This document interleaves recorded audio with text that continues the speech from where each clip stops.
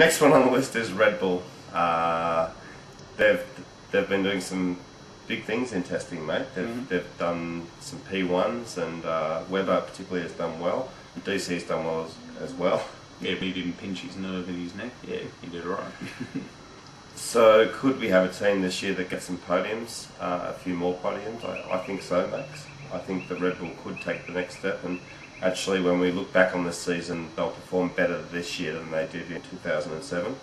So I definitely expect improvement from Red Bull this year. Yeah, likewise. I've been very impressed with their testing. Last year and the year before that, I had my doubts, which I think were pretty much justified. This year I've been pretty impressed with them in testing. As Pep said, Webber topped the timesheets 2 times, but that might mean absolutely nothing. But it was good to see them up there rather than breaking down every 5 minutes in testing. Yeah. So you got to finish first at the end of the day, or finish on the podium. Yeah. And I've been quietly impressed with Red Bull's testing, mate, and they've shown pretty good speed as well. Well, mate, when you look at the build-up to last season, they did have a lot of breakdowns, and they didn't have much 7 speed. each.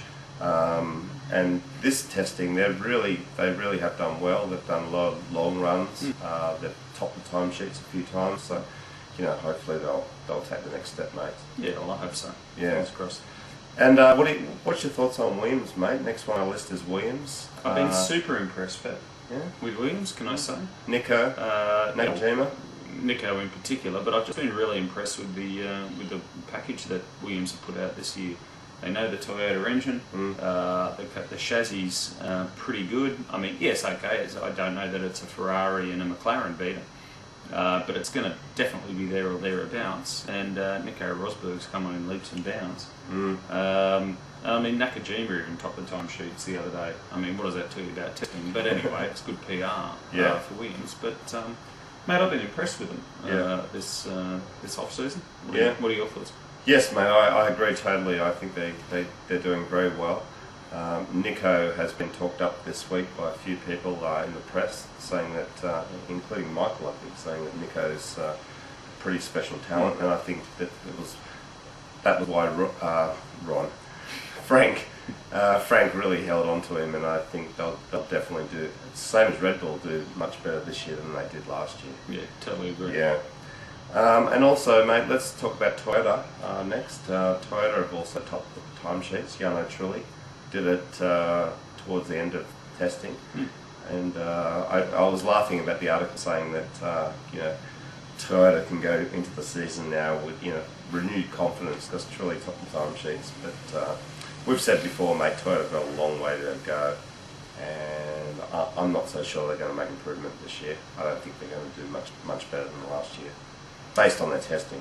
Fair enough. I tend to disagree a bit. I think Toyota probably couldn't do any worse than last year. In testing so far this year, they've done a moderately good job. I think they've done pretty well, actually, for Toyota. But as we know, the time for excuses now is over, and was over years ago for Toyota.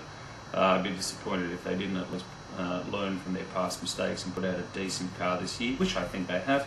They've got Timo Glock in the other car this year, which is a big step, a massive step. And I think that's what Toyota need, is a young driver like him to step in and drive the living daylights out of the car, rather than some pampered and preened, Formula One driver that's been around for years and years. I'm not mentioning Ralph's name or anything, but I think Timo will do well, and I think Trulli will do okay. He seems to be getting good speed out of the car.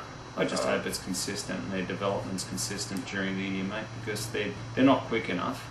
But I'd like to think they can improve during the year. Thumbs up to Toyota. I think you've done a pretty good job. And I hope Timo gets some results. I think sure. Trulli's in the death knell of his career, but Timo, yes, looking forward to that. Bring it on. So next, Max, is Torro Rosso, STR, and what can you say, mate? They're getting a second-hand chassis. They've got a couple of drivers that they can't put in the Red Bulls. They've been testing okay, I guess. They're not going to do much as far as I can see. They'll do what they did last year, in my opinion. Pretty much. Yeah. They'll have the odd race where they're pretty quick, but to me it's situational. Yeah. What can I say? Yeah, I really hope that the two Sebs do well. I hope they get a few points in the bat, a few points this year. I just want Bourdais to have a good initial year and then come back pretty strong next year. But I mean, this is all a learning curve for Bourdais. There's no doubt about that. Yeah, I'd love to see Bourdais sort of cement himself in Formula One and actually get some consistent results.